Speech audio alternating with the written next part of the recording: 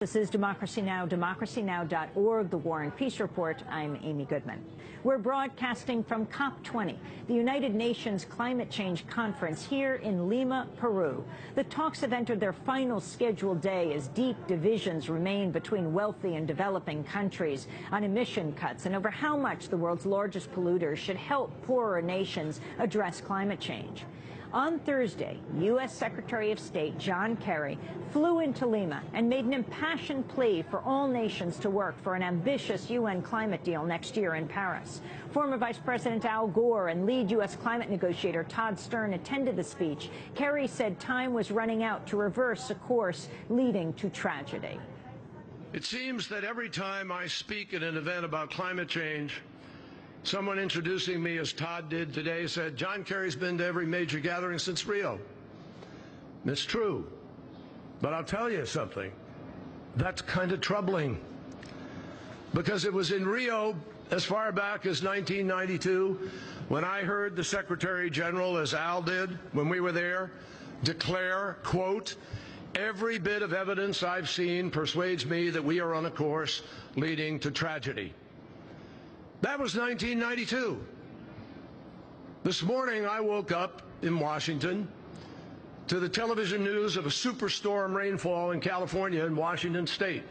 Torrential, record-breaking rain in record-breaking short time. It's become commonplace now to hear of record-breaking climate events. But this is 2014, 22 years later, and we're still on a course leading to tragedy.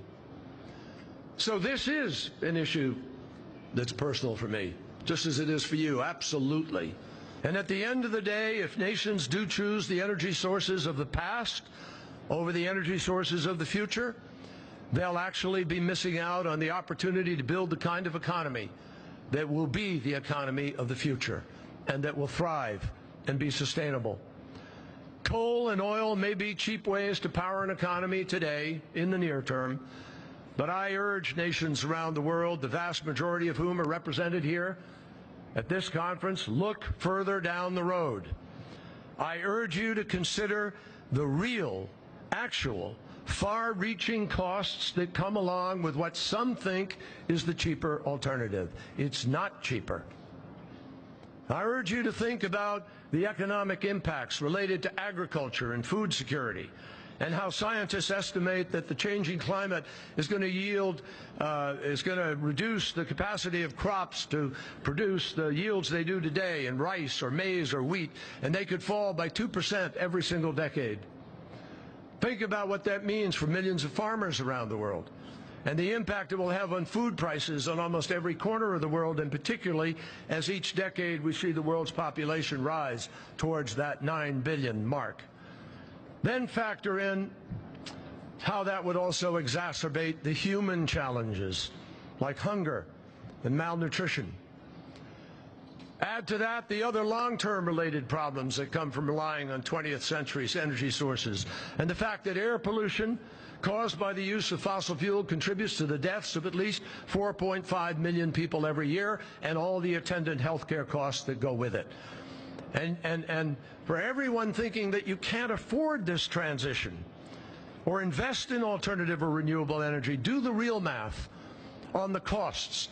Consider the sizable costs associated with rebuilding in the wake of every devastating weather event.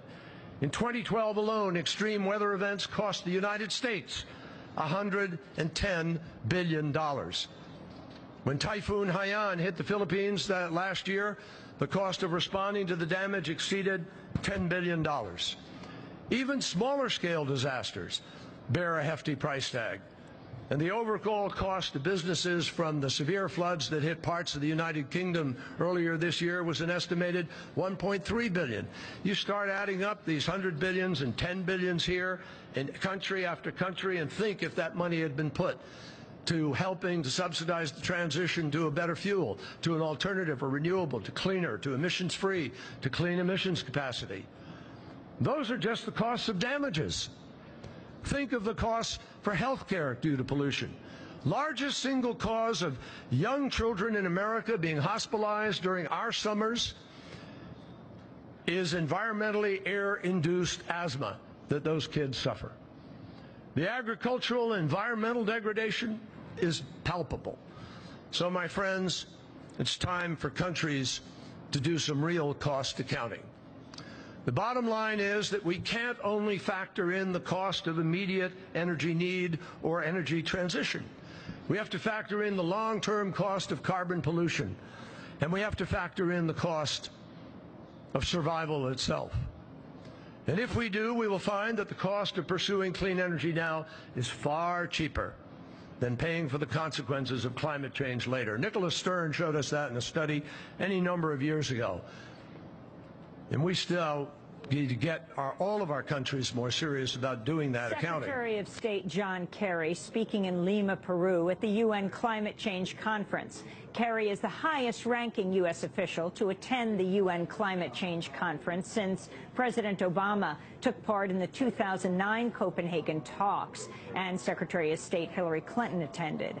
While Kerry spoke for 30 minutes, he never addressed an issue on the minds of many of the Keystone XL tar sands oil pipeline. Kerry must make a final recommendation to President Obama about whether the $8 billion pipeline should be approved.